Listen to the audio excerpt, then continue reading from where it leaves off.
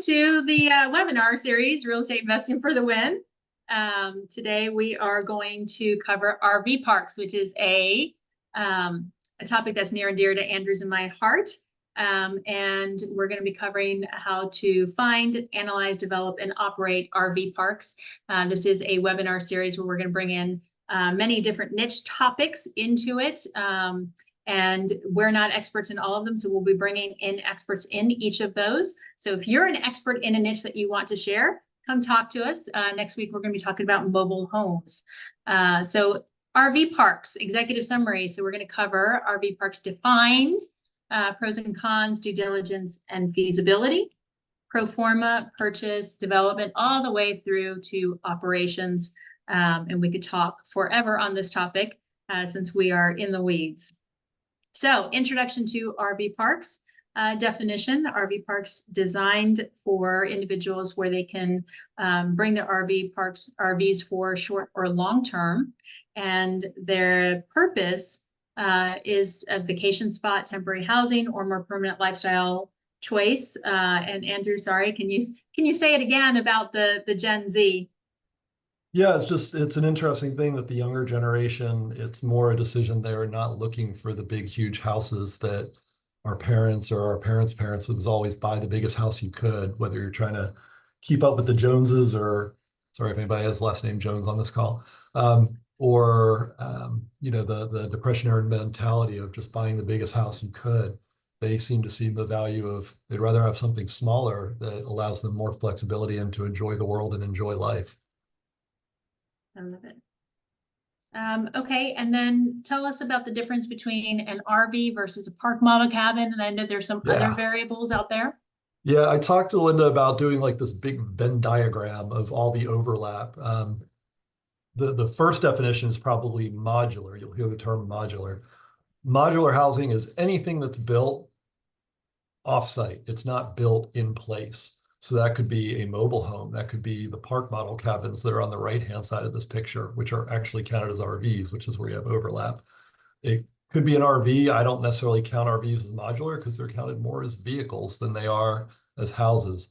And then there's all different flavors in between. There's tiny homes, which are not built to RV standards, and some of them shouldn't be on roads.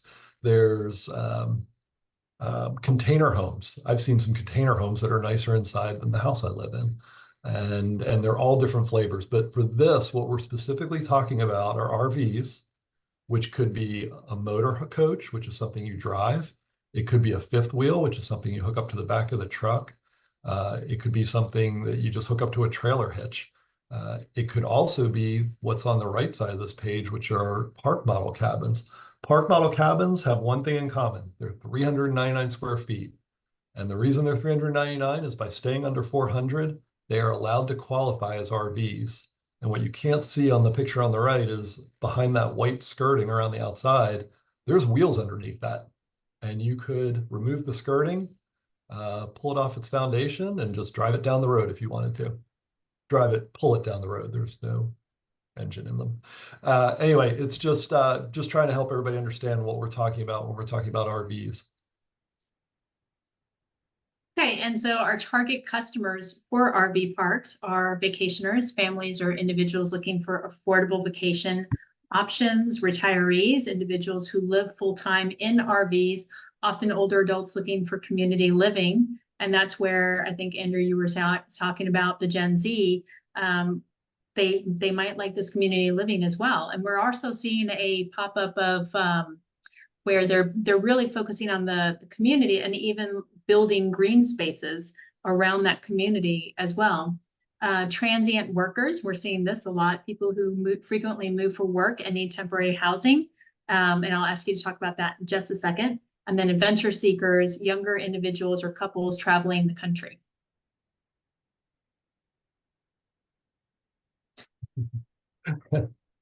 You're It's not okay. alone. So yeah, no. So on transient workers, we're actually seeing a lot at our RV park where it's construction workers. They're doing nearby like Texas Department of Transportation work for like 6 months or a year, and they're bringing their RVs with their family. and staying at a local RV while they're doing that work. And so this really fits that niche as well. And then, adventure seekers, I think Andrew would be good to talk about the different types of RV parks we've seen, because Yeah. there's more than one kind. Yeah, so first of all, I want to make sure we're not fitting anything too tightly into a box here. So for example, under vacationers, we've got under there affordable vacation options.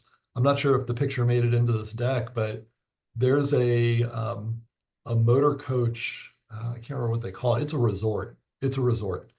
There's parking for the motor coach that's nicer than the driveways at most of our houses, and each one has its own carriage house.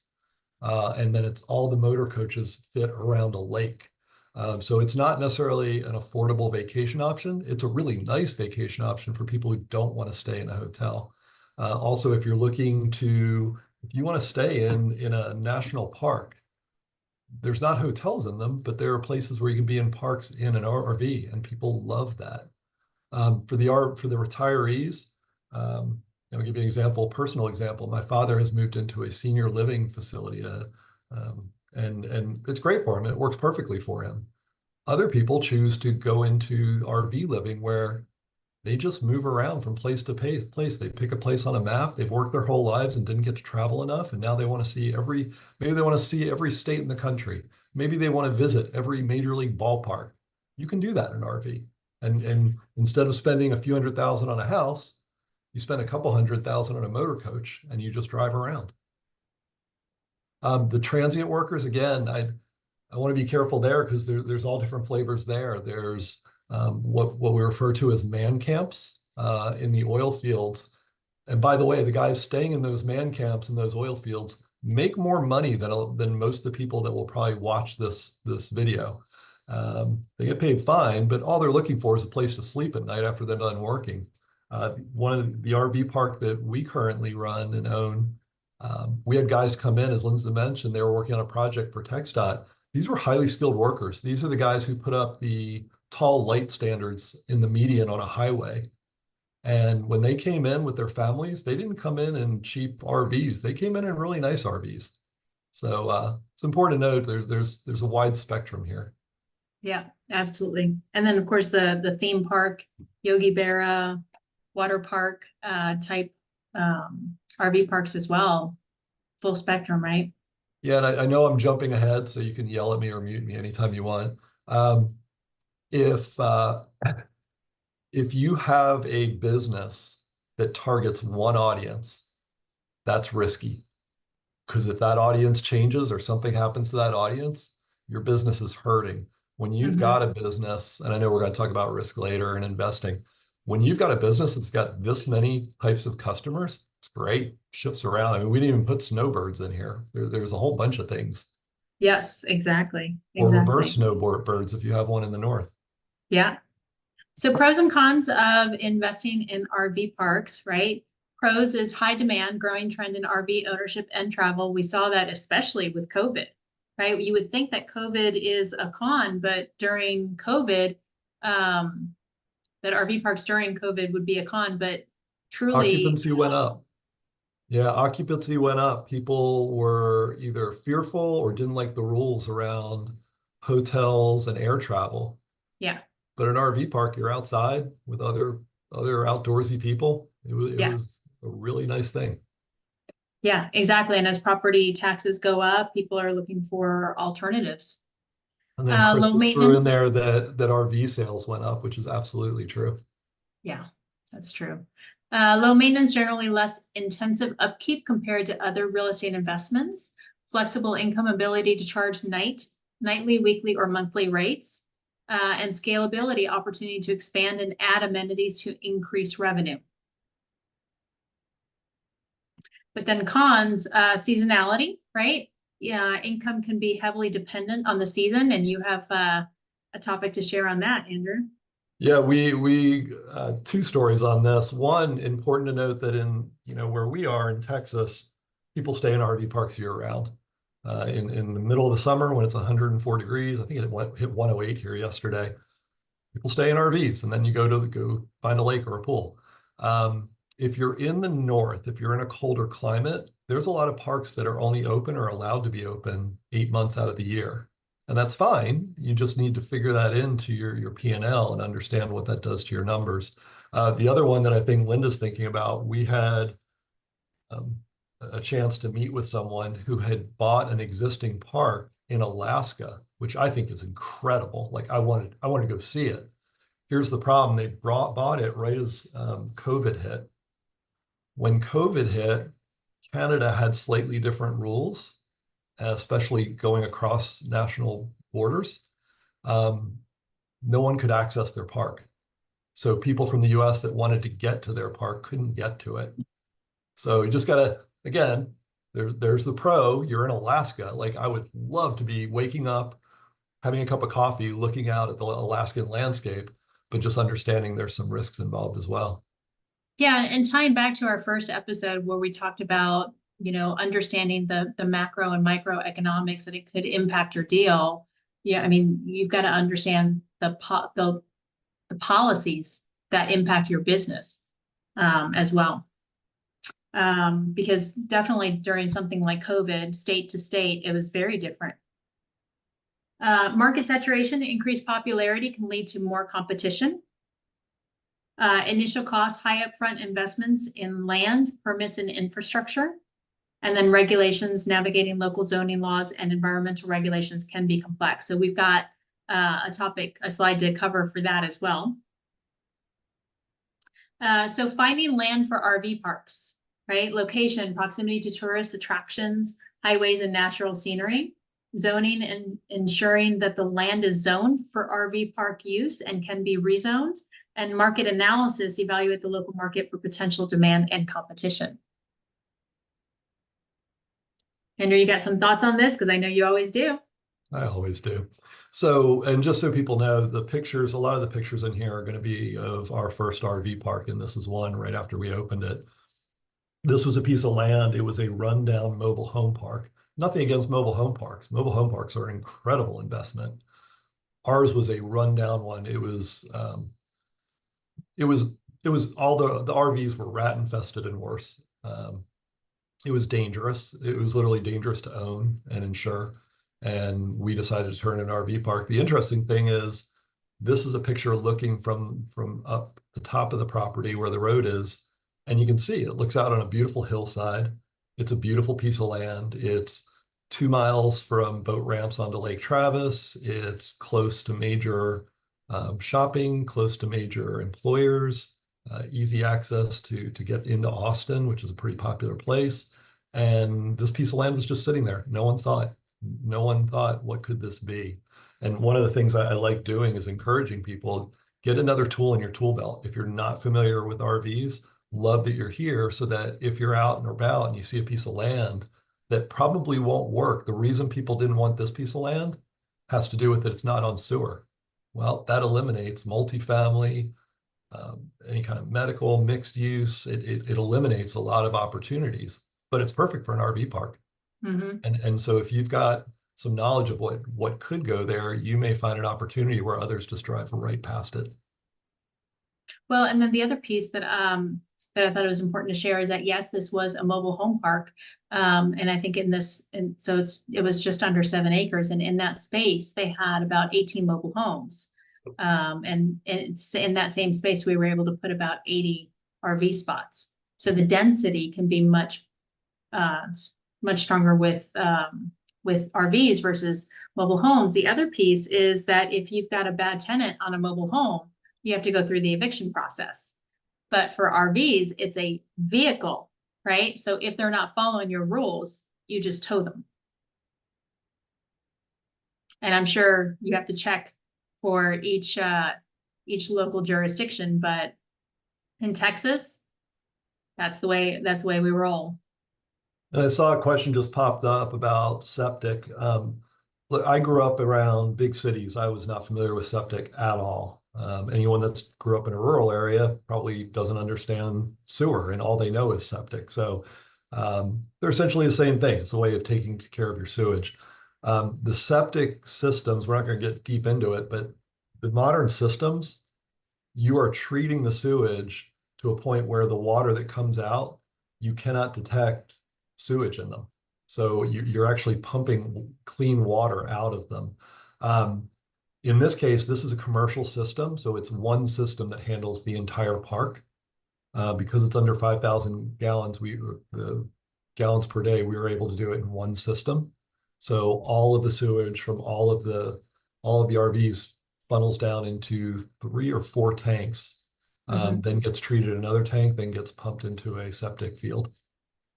Yeah, and then the other part that we had to learn is that like this one, right? It's a Central Texas issue, right? Is that it was all rock. So we literally had to rock saw 2 trenches behind every single RV down to the pumps and then, bring it up to the septic field. Right. I think the first RV park that we did was like the most complex that we could have possibly done. We had to deal with 5 different jurisdictions. We had to do rock saw, we had to deal with LCRA, making sure nothing goes back into the river. And then our second RV park, I feel like it's the exact opposite, right? It's got like really just one jurisdiction, not like it's got beautiful soil. It's simpler jurisdiction, simpler management, not in LCRA jurisdiction. And so we've learned our lessons. Yes, the first park worked, but there's easier out there, right? So it's really identifying a good land that fits, but you also have to make sure that the zoning and the demand is in that area.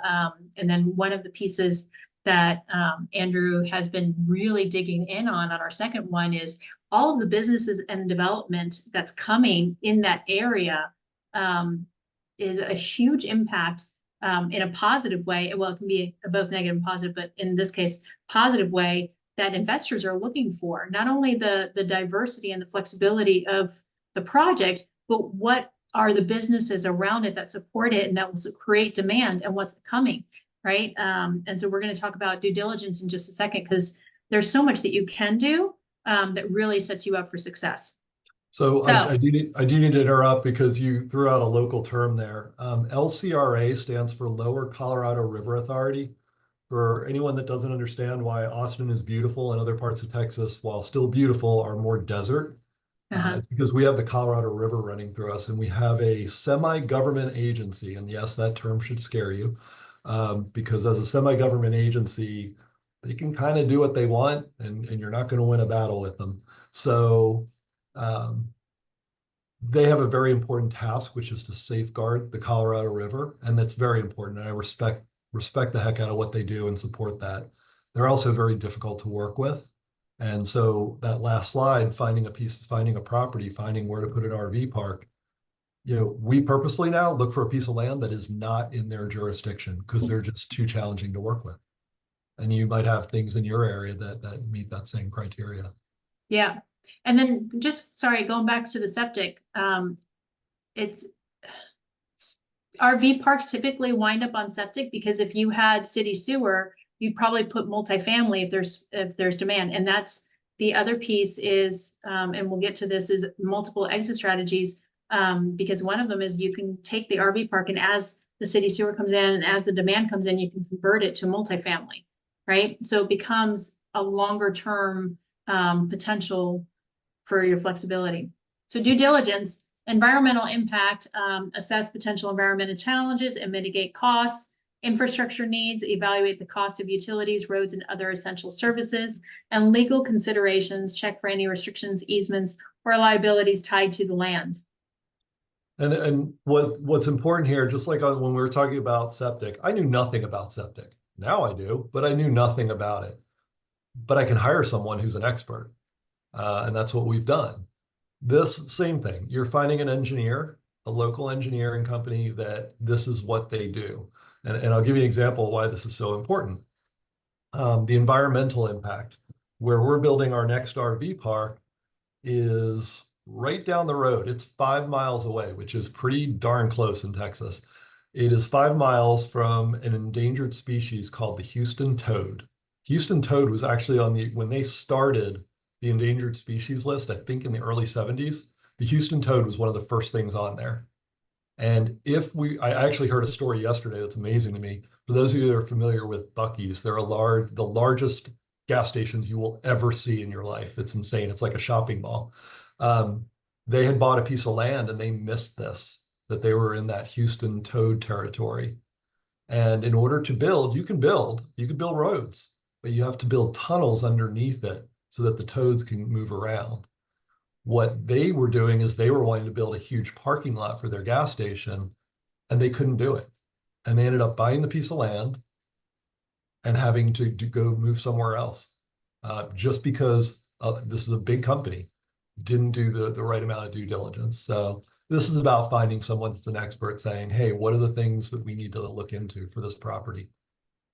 Yeah, and just some lessons learned from us that we'd love to share with you guys is make sure that you pay attention to the contours. So like as you do the surveys for your property, make sure that your civil engineering company that's helping you do the feasibility pays attention to the contours, because on our first project, 8 months into permitting, the LCRA said that we had to absorb 4.4 acres of our neighbor's offsite runoff, meaning that the contour of the land from their land had, because their land was undeveloped, the rain would come onto our property, and we needed to make sure that that water did not leave our property. So then we had to build bigger storm drains, change some of the contours, make our water quality ponds deeper to be able to handle that additional 4.4 acres of runoff. Any other lessons learned that we want to make sure people know about from a feasibility? We kind of have like a checklist that we go through, right? I think the biggest thing is don't let your wife have a camera while you're walking around your job site, or you end up with a picture like this. What? The picture in the On presentation. the slide? Yeah. Yeah. No, I mean, I think it's huge. I think you need to do soil samples, as we said, right? We had to do rock sawing through all of it, and that's a huge cost and time consuming piece. And yeah, I was kind of joking around, but when Linda mentioned covering for the runoff, at the bottom of our first RV park are two huge retention ponds, each is the size of a lap swimming pool. So two big pools at the bottom. And most of the year, they're empty. They're completely empty. They're dirt and sand and rock and scrub growth growing out of the bottom of it. But you know what? When it rains here, it pours. And about 2 months ago, we had intense rain for about 3 days, and those ponds completely filled up. And if they had not filled up, if we hadn't had them there, it could have flooded part of our property, flooded into our neighbor's property, and then all that runoff would have gone into the lower Colorado River, which again is why they're there and why I respect what they do. So it's And just good to, reasons for all this. for everybody knows, the reason why that property is in the Lower Colorado River Authority jurisdiction is because it's within 2,000 feet of the Lower Colorado River. So behind us is land that just goes straight into the Lower Colorado, and that's why if the runoff went from us, it would go straight in. So I thought that was important. And then, so part of our jurisdictions that we had to deal with was city, county, fire marshal, Texas Department of Transportation, and who else? Well, Travis County also, the county also had an environmental section. Yeah. Yes. Sorry, I think there's one more. So city, city of Jonestown, Travis County, fire marshal, TxDOT. Oh, and LCRA. LCRA was the other one. Yep. Okay. So creating a pro forma. So revenue estimates, project income based on occupancy rates and pricing. Expense projections include maintenance, staffing, utilities, and marketing costs. ROI analysis, calculate expected returns and break-even points. So when creating pro forma, there are standards out there. And it seems like there's some standards for RV parks, but it's still not as like fine-tuned as multifamily. When we got started on our very first one, we didn't really know this world. We actually weren't RVers. And we had a consultant that we hired who was a local expert in doing RV performance. And we paid him and he set it up. And even though it may not have been perfect, it was good enough for us to put in front of investors and us to put in front of the bank to then get the money, to then hire the civil engineers and really be able to tweak and hire our GC to really tweak those numbers. But it was good enough for us to start. And then since then, we've just kind of, tweaked it and modeled it so that it's really local and based on our experience.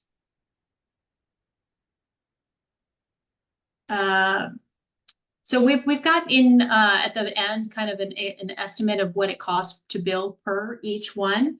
I would say that like in our area right now, I think the nightly cost for an RV is around, $60.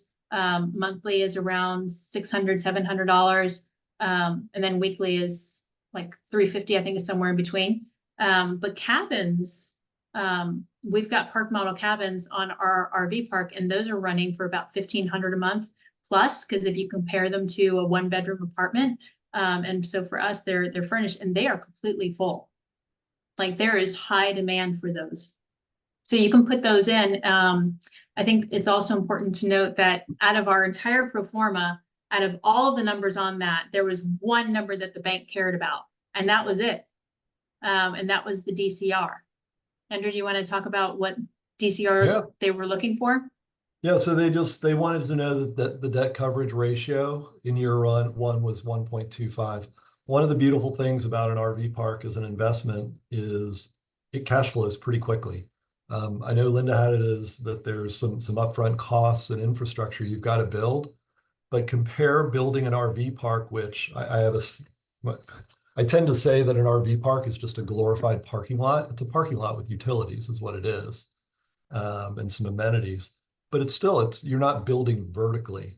So imagine it's during COVID, you start your construction and all of a sudden COVID hits, supply shoots down, demand hasn't slowed because people have projects underway, and you're building a parking lot. Okay, you're going to have to pay more for your utilities, for your sticks of conduit, for different things. But we didn't have huge lumber costs. We weren't building roofs. We weren't, it's very different. So overall, the expenses are kept relatively low. So I still remember every bank that looked at our pro forma went through all the numbers, but the first thing they looked at was the debt coverage, circled it, and just moved on. Like they just wanted to see that it cash flows right away. And they generally wanted to see 1.25 there. That's probably gone up a little bit lately, but somewhere around there. Yeah, lenders are a little bit more conservative right now. I will say that when I first started, I didn't understand debt coverage ratio, right? So just a simple way to explain it, and I don't know, Andrew, if you've got a different way to explain it. We always think differently. Is that if your expenses are $1,000 a month and you're bringing in a rent of $1,000 a month, then your DCR is 1. It covers 100%, right? So if your expenses are 1,000, but you're bringing in $1,250 in rent, then that means that your DCR is 1.25. So basically, the bank is looking that your income covers your debt, and they like it to be at a 1.25% ratio or more. And then for development, Andrew, can you compare the timeline to develop an RV park versus like a multifamily? Yeah, that's so to back up a little bit. So RV parks were relatively new to banks. Even 4 or 5 years ago, a lot of banks would just wrinkle their nose and say, yeah, we don't do RV parks. Post COVID, they've kind of changed their tune a little because they've realized, and just so everybody that doesn't know, my background is in banking and it's risk management. I look at things and say, And all then right, you married me. what's that? And then you married me. My background is looking at something and saying, how do I reduce my risk? How can I be successful and lower the chance something bad is going to happen? And one of the ways I just mentioned, if you have less capital expenditures to finish your project, if you're not going vertical, if you're using less materials, inflation hurts you less. It can go up 30% for everybody, but which it did on construction materials. But if I'm using 1/4 the amount of materials you are, I'm going to do better. The second part that Linda was just talking about has to do with time frame. From the time our GC broke ground, taking out any delays related to COVID and banks and what was going on there, He said it would be about 12 months, and we've gone back through it, and it was about 12 months. We were ready to have 80 people move in 12 months. Compare that to multifamily, and I'm sure there's people on this call with more experience than I have with multifamily, but you're talking a much longer permitting and development process for those, and that introduces risk. You don't know what's going to happen in the market. You don't know what's going to happen in the world. So the faster you can get it done, the lower your risk. All right, so funding the deal, right? Debt financing, equity raising, and then pitching for investors, right? So for debt financing, you can do traditional loans, SBA loans, and alternative lending. Andrew, you want to talk about that one for a second? We learned a Yeah, lot. so I already mentioned that banks years ago really weren't interested in doing RV parks. There was more private lending, private funding for them. That's changed because they realized it's lower risk than what they were already lending on. I do want to mention SBA. I'm going to ask for a show of hands. Does anyone here work for the Small Business Association? I'm not going to say anything I think you're bad. clear. Yeah, I think I'm clear. I'm not going to say anything bad. The Small Business Association does not lend on to businesses as far as for construction. Rare cases manufacturing they will, but it's unusual. But what they lend on are businesses that are running as a business. So they're not going to fund construction. However, they have a program called the 504B, is that it? Mhm. Yeah, the 504. 504. And what that does is there's a bank that works in conjunction. There's lots of banks that work in conjunction with the SBA. And what they will do is they'll say, I'm just going to keep it simple. We're going to loan you $10 million. The bank will say that. They'll underwrite it and they'll say, we can lend you 10 million on this. But what they do is they work in conjunction with the SBA to, once the project is built and it's ready to become a functioning business, they will back out 1/3 of that to the SBA. So they'll literally say, all right, we loan for 10 million. On the day it launches, we're going to hold on to 6.6 million, but 3.3 is going to the SBA. And here's the interesting part for anybody that has a lending background. The SBA actually goes into second position. So what the bank has done is they've underwritten it for 10 million. Now they've reduced their exposure to 6.6. That's a huge win for a bank. Huge win for a bank. And the SBA comes in and goes into second position. The other benefit of it for us, and here's why we went through the process. I will tell you right now, getting a loan through the SBA, I'd rather go to a dentist appointment. It was no fun. At the same time, our interest rate is around 6%. And right now that's really good. So there is a benefit of working with the SBA. And I have heard that they've streamlined their process and we may look to work with them on our next one as well. I think enough time has passed that I've forgotten all the bad and only see the good. So we'll let everyone know how that goes, but that's the SBA. Alternative lending, this is an interesting time to be doing investing in this world, in this country. A lot of people got hurt on different projects on, again, multifamily that had been so successful for so long. There's people that got hurt in that. So now you've got people with money that are doing lending on RV parks that maybe wouldn't have done it 5 years ago because, again, they see that it's less risk. So it's an alternative. Yeah. And I would say that when we first started looking for banks to fund our first RV park, one thing we found is working local is better, but two, not all banks are created equal, right? They each have a choice as to what they find interesting that they want to invest in, and it's very subjective. But then even finding, like, we found 3 local banks that we liked that would do RV parks, but they all wanted different kinds of RV parks. Some wanted the man camp, some wanted the Yogi Berra. So it was finding a fit that was local, that understood and agreed with our vision to invest in the first place.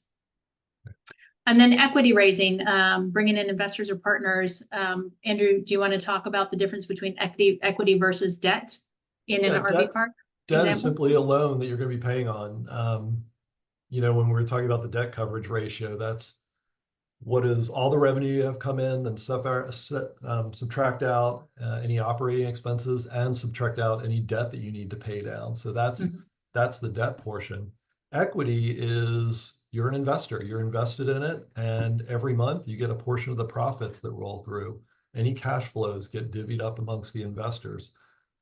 The nice thing about it is you are not, it's not tied to debt. So you reduce your dependence on it. You don't have that big amount that you have to pay every month because you've got equity investors instead. The trade-off is you want to balance it. You do want some debt. As a developer, part of the way Linda and I make our money, we put years into the first RV park, years. And our payoff is at the end that we own some of the equity. So we don't want to give it all away. But as an investor, you can be a passive investor, invest money in an RV park and just sit back and wait for the cash to flow in. It's a nice place to be.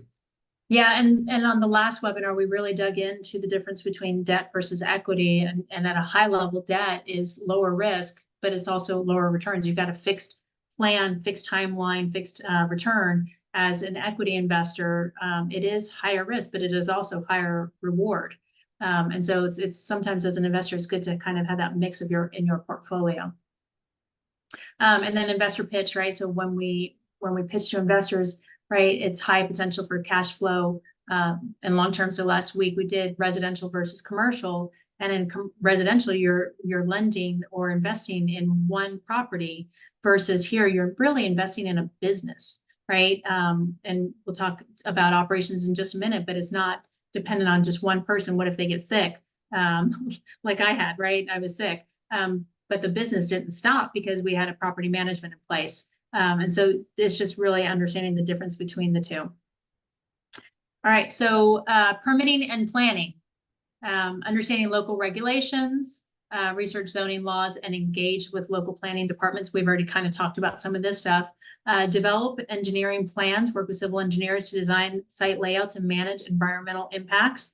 And work with local jurisdictions, build relationships with local authorities, and navigate the permitting process.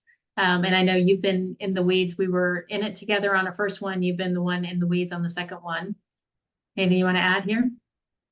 No, it's just, again, doing your homework, and there are people who eventually you'll know a lot of this well enough that you can rely on your own knowledge. Until then, it's bringing in the experts.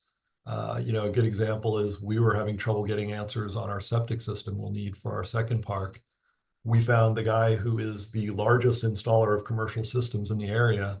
We have hired him. And whereas I was hitting a wall when I was trying to call the county and get answers from their environmental department, I told him I was hitting a wall. An hour later, he sent me an email. He had emailed someone, gotten a response within 30 minutes, and then sent it to me. He already had the answer. And it's because he knows the right people to go to. Yeah, absolutely. And they should know, like, one thing we're working on this plan right now is like tweaking. And then, you also have to do your tree survey to figure out like, how do you manage trees? And then every jurisdiction is different, right? So like the Bastrop, you even told me, I didn't even know this, right? In Bastrop, they say that you can't have them any closer than 20 feet. So each jurisdiction has its own rules, and you have to really dig in, and usually working with local experts. That's where you get that knowledge. And then cost and just, I'm sorry, just to share how detailed that can get. Our first park is in an area where they protect cedar trees. Now, for those of you that are not in this area and don't know about cedar fever, people here have bad allergies to something called cedar. It happens, it's every year from November through February. Your nose and your eyes run a lot and everything itches. Those are from cedar trees. Where we built our first park, not only do they protect cedar trees, which no one can figure out why, but the second thing is we were at a city council meeting where someone came to speak about it, and a decision was made that they were only going to protect the female cedar trees. I don't know about you guys. It was until that moment, I didn't know there were male and female cedar trees, but there are. It's important to know. So it really is understanding each local jurisdiction, what the rules are. You can't, look, it's probably no different from if they're building a McDonald's. Yes, they've got a set plan that they can put a box down anywhere and they look pretty similar, but there's different zonings in different area. So whatever, if we came up with the perfect RV park for one place, it's going to have to be changed somewhere else. Yeah, Absolutely. And the trees are a beautiful piece of RV parks, right? If you can save as many trees as you can, I mean, it will actually bring you more revenue as well. Cost estimation and timeline budget for permits and unexpected costs, create a realistic project timeline. We always buffer not only our time, but also our costs, right? So we've got fees in there for our GC, but then we've also got contingency fees on top of that. And going from our first to a second, because when you've lived through, and what do you call it, Andrew? COVID scars, COVID right? scars. When you've lived through COVID and through inflation, you adjust those numbers and then you give yourself a buffer. And then one of the problems that we had on our first one, because we had 5 different jurisdictions, is the fire marshal went super fast and issued our permits, but then LCRA took a long time. And we learned this later, is that we were the biggest system that they had ever approved. So they were really cautious on ours. And I think by the time we got the LCRA permits, the fire marshal ones had already expired, right? So you got to give yourself that buffer. And that's why on our second one, we're making it much easier, right? Purchase and development. Purchase and development. So land acquisition, negotiate and finalize the purchase of the land. And Andrew, on land acquisition, you want to talk about appraisals for a second? Want to Sure. go back to that? Like, how do you appraise a piece of land for an RV park and determine what's a good price to negotiate to? Yeah, there's an art to it. I'm more a science and math type of guy, and there's an art to it. Um, at the end of the day, it's about, you can compare it to other pieces of land. I've seen 2 bank appraisals on our piece of land, and in some cases they were comparing us to properties an hour and a half away north of San Antonio. But they figured out they were similar traffic patterns, similar socioeconomic, just there were similarities. So that's what they compared. Um, for anyone that's ever done pricing when you're trying to figure out in a residential neighborhood, like the neighborhood we live in, there's 500 houses here. Yeah, they're pretty different. Some of them are pretty different, but they're all they're similar enough. Land and commercial is very different. So you can get an appraisal, a formal appraisal. You can get a BPO, a broker's price opinion. You can get a CMA from a realtor. You can get all 3 and kind of combine them all to help you figure out what it's worth and negotiate with whoever's selling the land.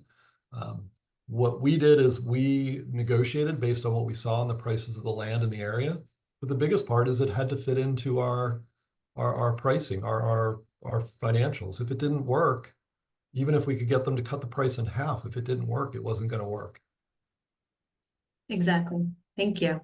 Permitting, obtain all necessary permits for construction and operation. And like on our second one, Andrew, you've already done your pre-construction meeting even before purchasing the land. And that helps, anything you can do before purchasing helps expedite your development, right? Yeah. Yeah. So again, this is a learning from COVID. Everybody knows that time is everything. You can't get time back, whether you're rehabbing a house, whatever. You can miss the market changing. There's so many bad things that can happen. You've got holding costs. So time is always important. COVID really brought that to the front when you saw again the how quickly the inflation was happening, how difficult it was to get products. So on the park we're working on right now, 2 weeks after we complete our purchase, we'll be clearing the ground. We'll be clearing it. We'll be getting a survey in there. We'll be moving twice as fast as we've ever moved. But part of that is doing the work up front, even before you've purchased the property. Yeah. So Beautiful. And then construction, develop the infrastructure, including roads, hookups, and amenities. I should have included the picture here of you standing in the storm drain trench that we had to do, and standing next to the storm drains, because you're 6'3". Those were bigger and deeper than you. And so digging down that far deep and then rebuilding on top. So there's a lot of grading and moving of dirt in that process. And then hookups and amenities are always nice.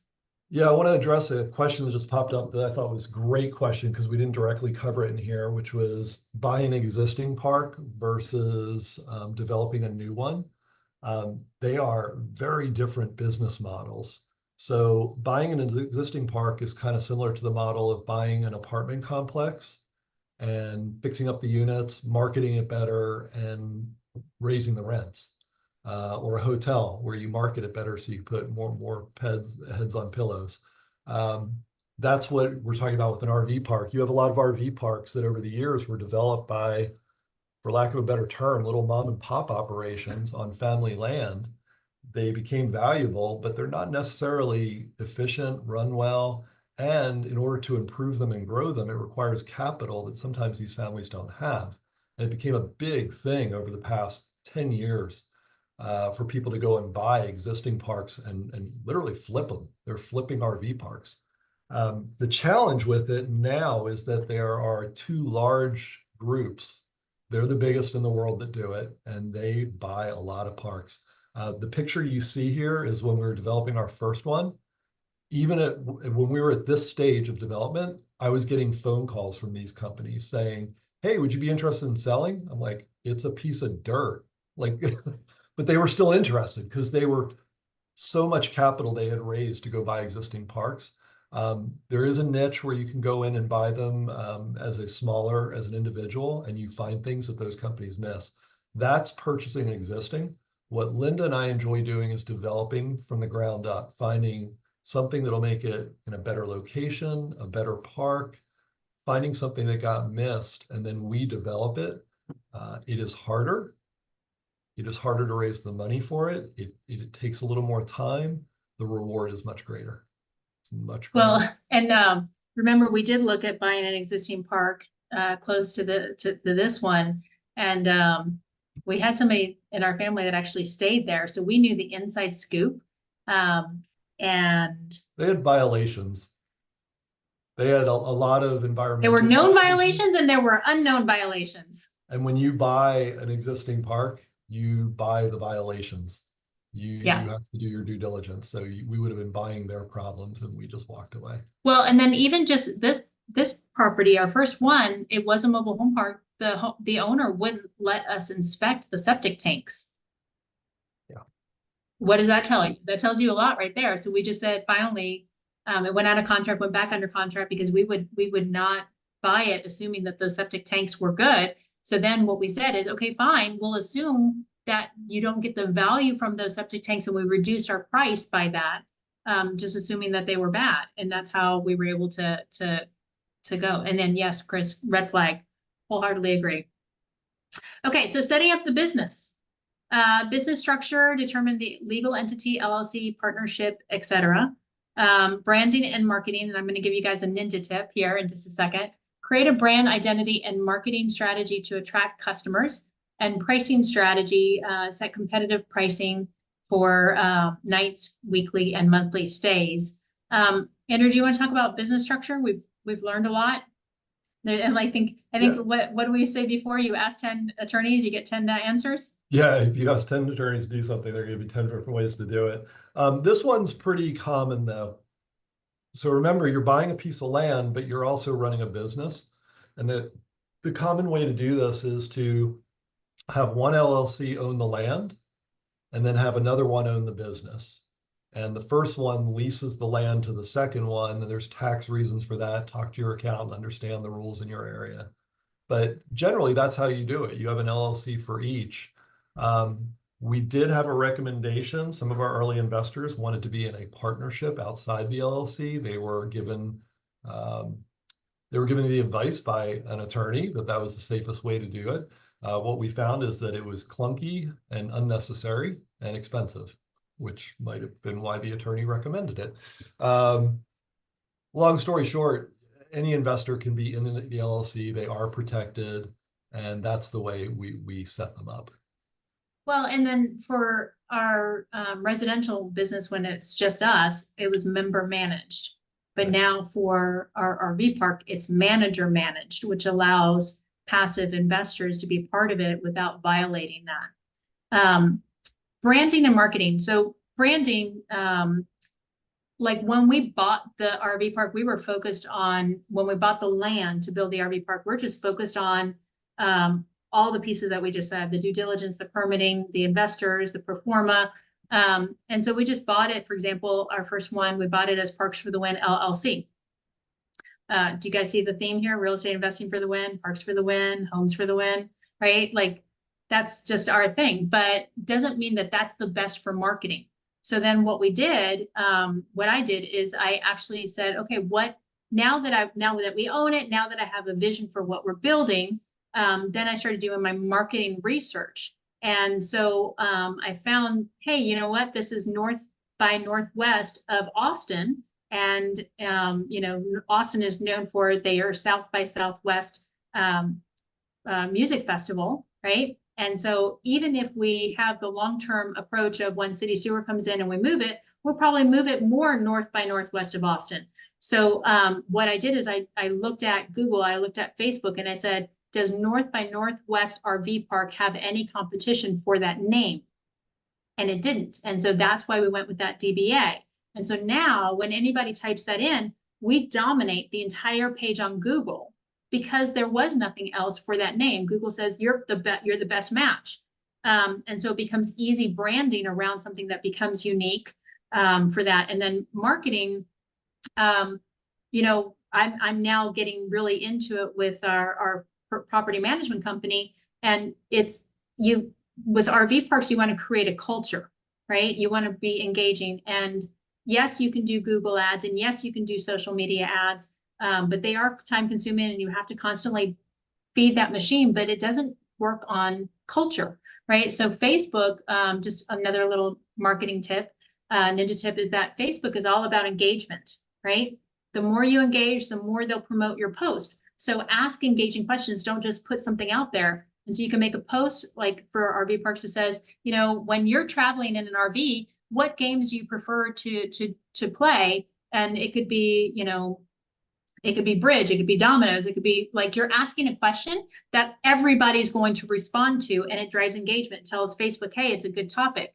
And so you can apply that same concept to ads. Then you're not paying as much for those ads to move. And then you can also take those posts, make it into an ad, but also share it to groups organically. And if you make it engaging, people and Facebook will promote it for you. And another great thing is creating a culture and then marketing that culture, right? Having, a chess meetup, or, having a singer come out and sing, and then you're using that content to create marketing content that you can then promote. It becomes a lot easier. And then pricing strategies, Andrew? It's essentially our strategy is to look at the market, look at what people are paying. If you come in at where the market is, but you're a little bit nicer, you should do pretty well. It's in our area, it wasn't that hard. There are no parks with a ton of amenities, and we saw what they were charging, and we also know some of them were dangerous, not nice places to be.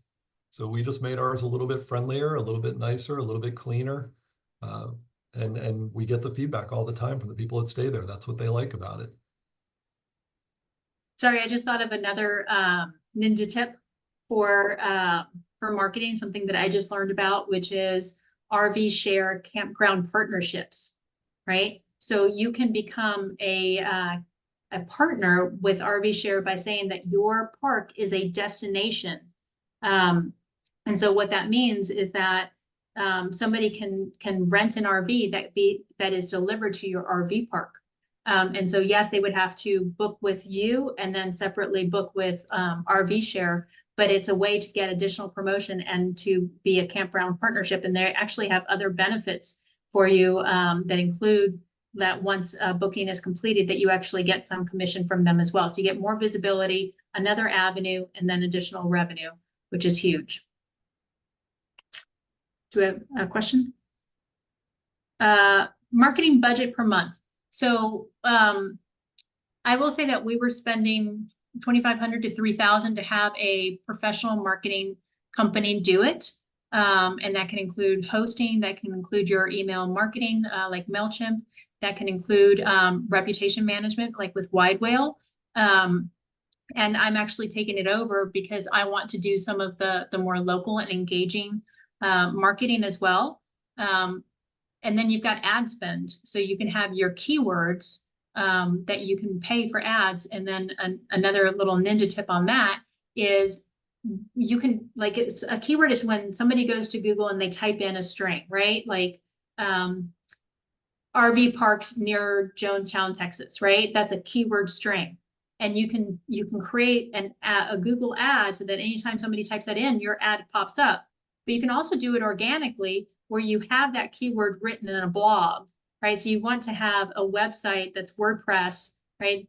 Google loves, content over time, and you can create blogs with those keywords in it so that you organically rank in your search engine for that keyword so that you're not always having to pay for that ad as well. What is your ADR, including all levels of stage? I don't know what ADR is, so you'll have to type that in for me. But yeah, so you can, so we're now going to be reducing the marketing because I believe in a lot of organic person-to-person local engagement. So, doing sponsorships, going to local booths, and then you can even do meetups where people come and events where people come. I think those things are more powerful. You can hand out mugs and stickers and pens. And I think, average daily rate, Andrew, you'll answer that one.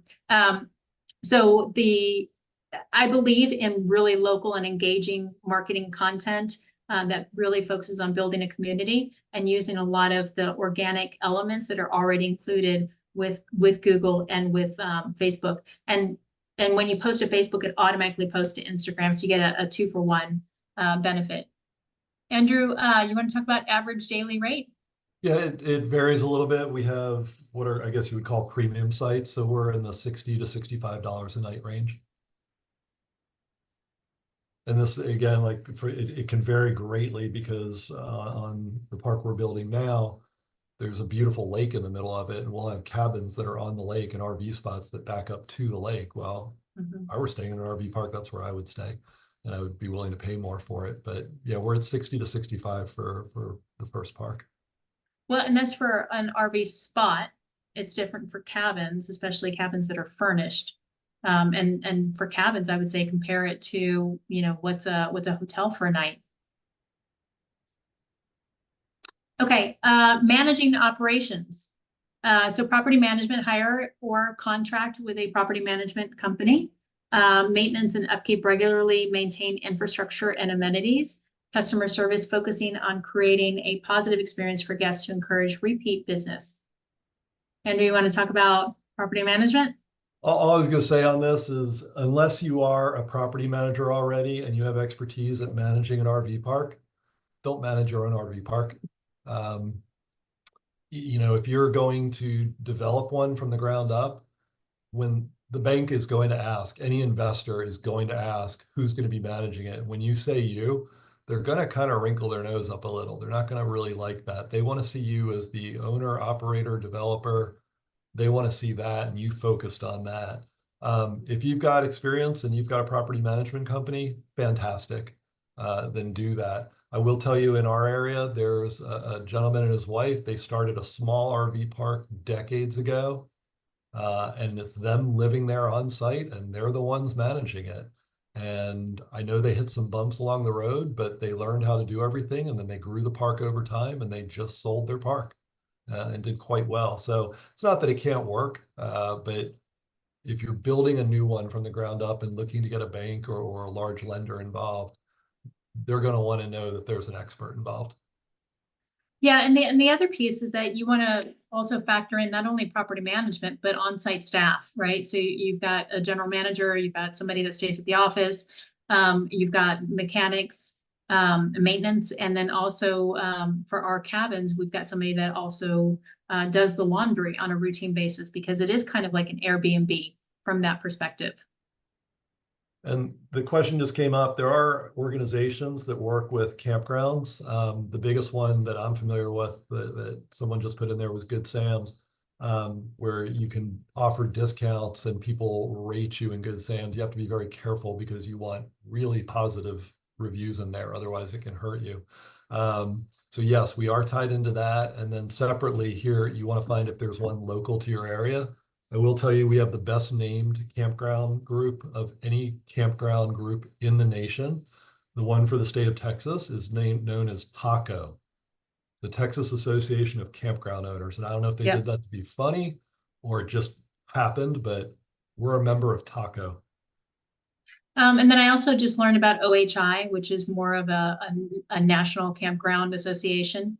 And then what's your expense percent for North by Northwest? I think it's somewhere around, I think what we're seeing at North by Northwest and projecting for a second one as well is like 33%. Yeah, it's in the For low expenses. 30% range, which is again Mhm. something that banks really like.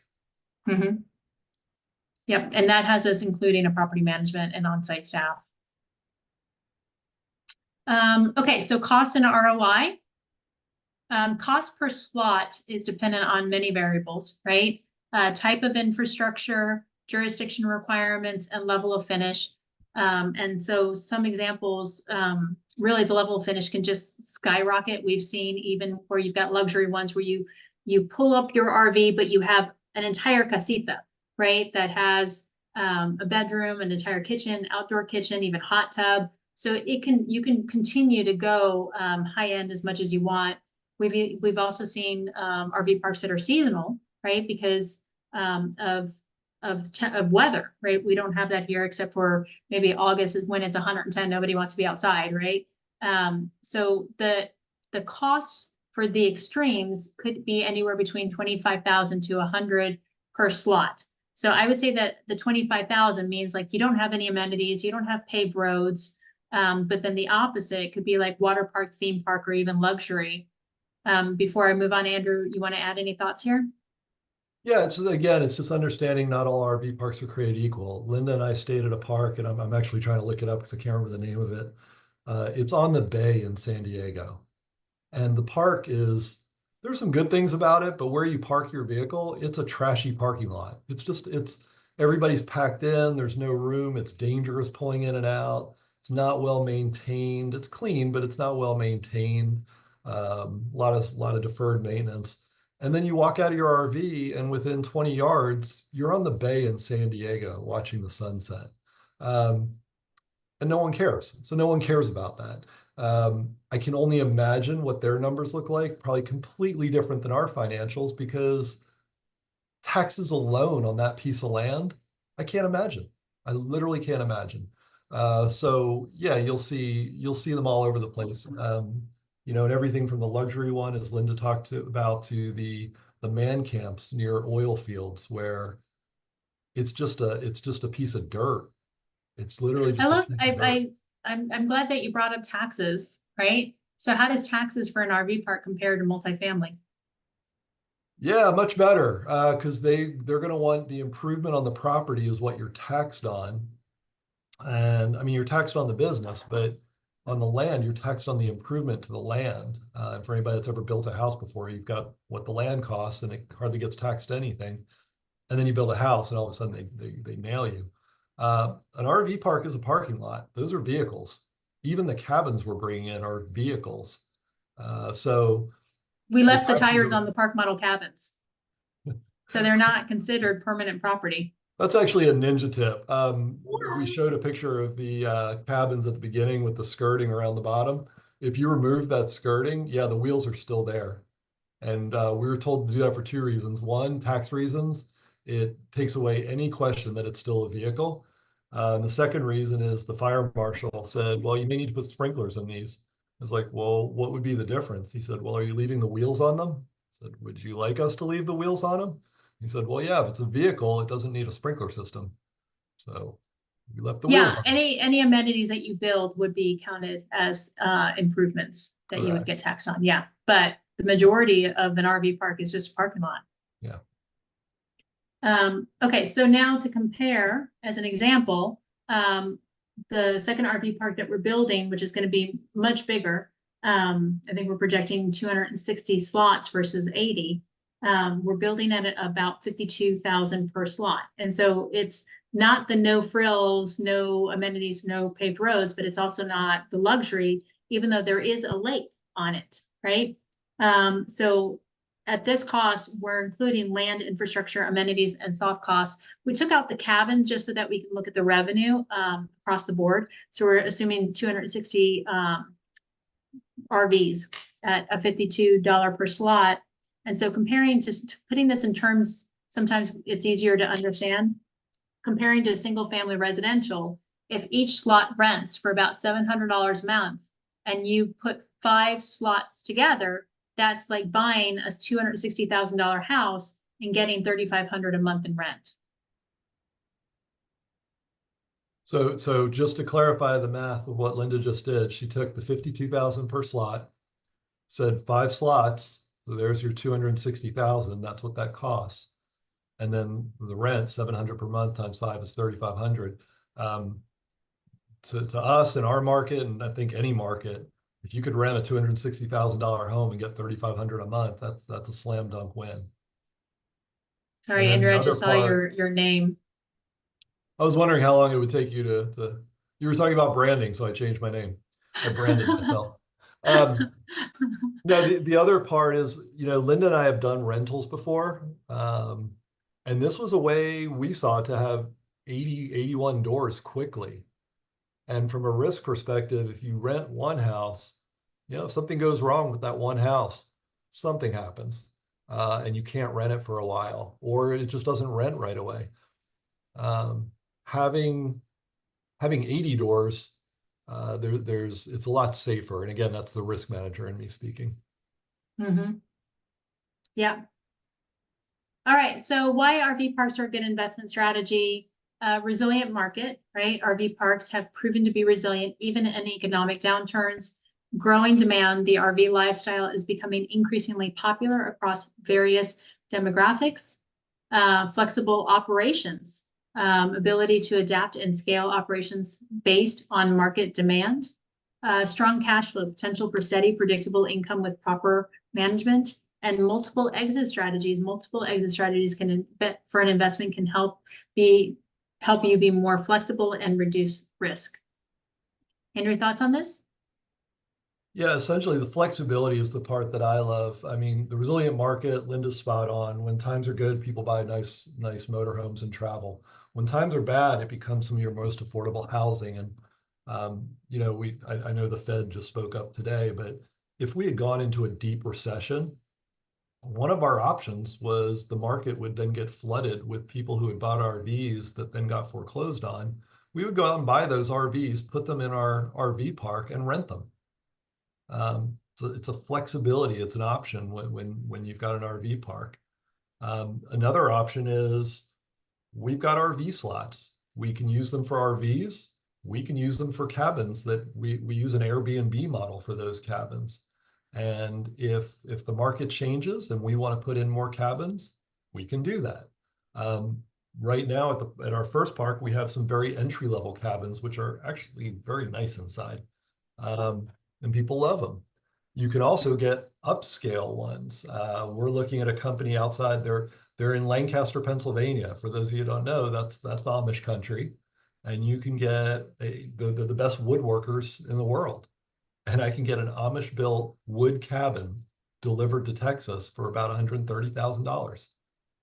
So I can go a little more upscale, and the sky's the limit on them. I've seen ones that go for $200,000 a piece. But if the market changes and all of a sudden people are looking for luxury, smaller homes, we could bring those in. Yep. And then resilient market, RV parks have proven to be resilient, right? We saw that during COVID when times are, RV parks are good when times are good because people want to travel and they want to, have adventures. And then when times are bad, it can become another level of affordable housing. So we like that resiliency of it as well.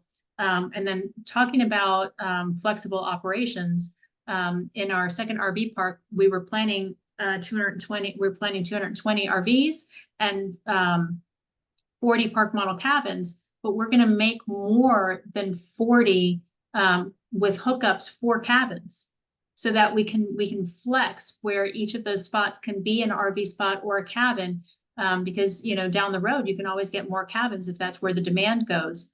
And I think that allows you to really adjust as the economy fluctuates, as administrations fluctuates, as policies fluctuate, and then as development happens around you.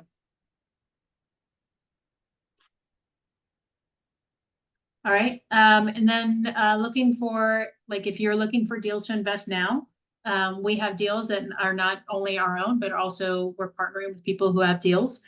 So make sure that you connect with us. Our contact info is here on the screen as well. And then by registering for this webinar, we'll be adding you, if we're not already on it. We've got a weekly newsletter where we recap the webinar and then send the replay of it.